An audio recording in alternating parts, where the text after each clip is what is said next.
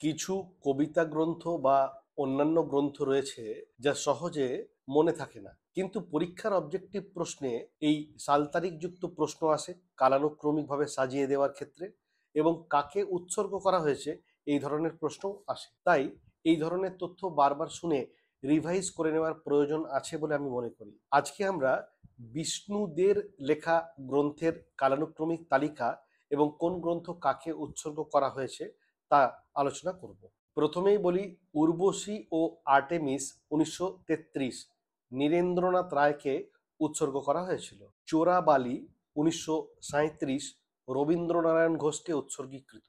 পূর্বলেখ 1941 রবীন্দ্রনাথ ঠাকুরকে উৎসর্গ করা।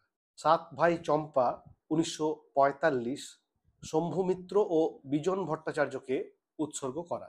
সন্দীপের চর 1947 তারাশঙ্কর বন্দ্যোপাধ্যায়কে উৎসর্গ করা। অন্বিষ্ট 1950। নাম রেখেছি কোমল গান্ধার 1953 গ্রন্থটি উৎসর্গ করা হয়েছিল জন অরউইন মার্টিন কর্কম্যান ও পার্সিও এপ্রিল মার্শালকে।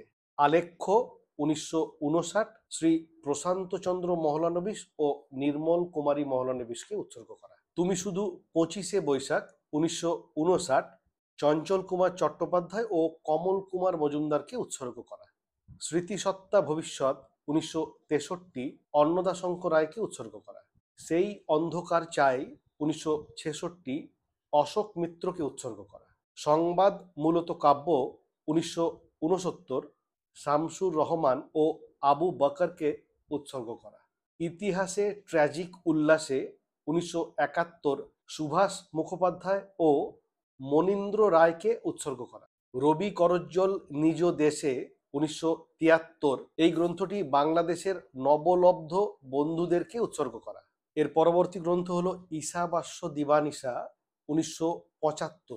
চিত্র রূপমত্ত পৃথিবীর প্রকাশিত 1976 গ্রন্থটি উৎসর্গ করা হয়েছিল শ্রী বিরাম মুখোপাধ্যায় ও হীরেন বাবুকে। উত্তরে থাকে মৌন 1977 সালে প্রথম প্রকাশ, গ্রন্থটি উৎসর্গ করা হয়েছিল প্রবীরচন্দ্র বসু মল্লিক ও সৌরীন্দ্রনাথ দত্তকে। আমার হৃদয়ে বাঁচো 1989 এই গ্রন্থটি অনেকজনকে উৎসর্গ করেছেন। নামগুলি হলো ডক্টর কালীপদ মিত্র, ঋষিকেশ ঘোষ, পীযূষ কুমার বসু, মাধব দে, সুবীর দে, চন্দ্রকোনা মিত্র, রজতেন্দ্র মিত্র এবং ডক্টর কল্যাণ কুমার দাশগুপ্তকে।